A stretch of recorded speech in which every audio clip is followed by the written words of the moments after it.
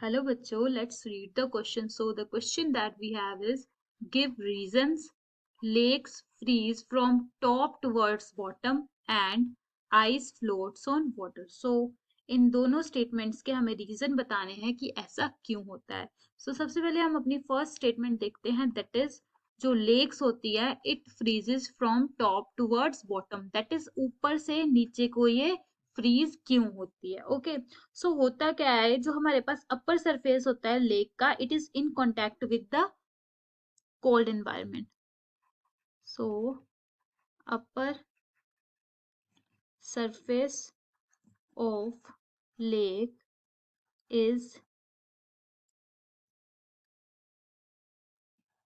in contact with cold environment.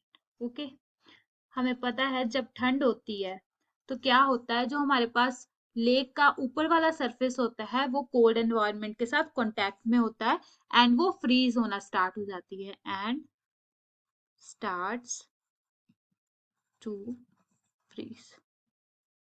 Okay, so जैसे जैसे हमारे पास टेम्परेचर डिक्रीज होता है, दैट मीन्स हमारे पास वैसे ही कोल्ड ज्यादा होता जाता है and the movement of water happens in such a way that cold water heavy हो जाता है और वो सिंक हो जाता है बॉटम में. टेम्परेचर डिक्रीज करता है, सो क्या होता है, cold water is heavier and it sinks in water. वो वाटर में सिंक हो जाता है. ओके, सो उसके बाद क्या होता है, जो वार्म वाटर होता है it replaces bye coming on the surface. जो हमारे पास कोल्ड वाटर है वो तो हैवियर है, वो तो सिंक हो गया, तो जो हमारे पास वार्म वाटर आएगा वो रिप्लेस कर देगा जो हमारा कोल्ड सरफेस होगा. ओके,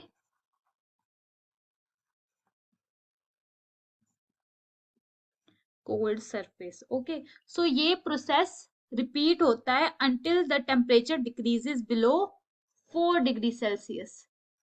जब तक कि टेम्परेचर बिलो 4 डिग्री सेल्सियस होता है तब तक ये प्रोसेस हमारा चलता रहता है एंड सो जो लेक है वो फ्रीज होती रहती है टॉप से बॉटम में.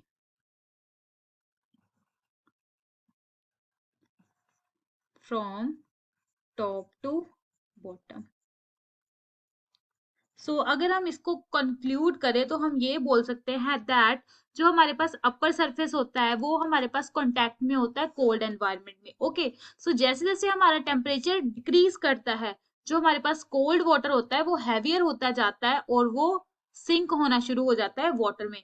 उसके बाद क्या होता है, जो वार्म वाटर आता है वो कोल्ड सरफेस को रिप्लेस कर देता है. सो जब तक हमारा टेम्परेचर 4 डिग्री सेल्सियस के नीचे तक जाता है तो जो लेक है वो फ्रीज होना शुरू हो जाती है एंड वो फ्रीज होती है टॉप से लेकर बॉटम तक. नाउ अगर हम सेकंड देखें अपना, that is ice floats on water.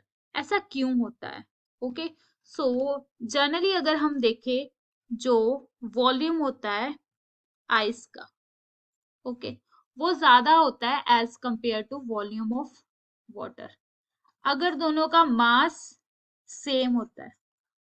ऐसा क्यों होता है? क्योंकि जो हमारे पास डेंसिटी होती है that is inversely proportional to volume. ठीक है, अब हमारे पास यहाँ पे वॉल्यूम आइस का ज्यादा है तो दैट मीन्स ये दोनों इनवर्सली प्रोपोर्शनल है. सो अगर वॉल्यूम ज्यादा है सो जो डेंसिटी होगी आइस की वो कम हो जाएगी as compare to density of water.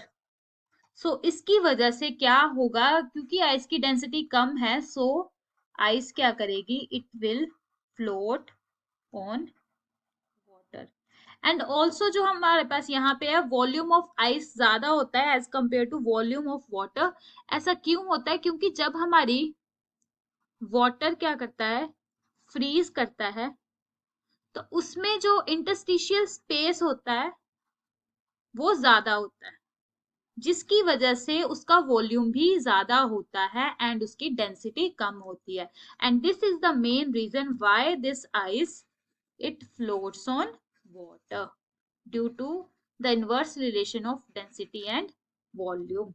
So, this is the solution to this question. I hope you understand it well. All the best.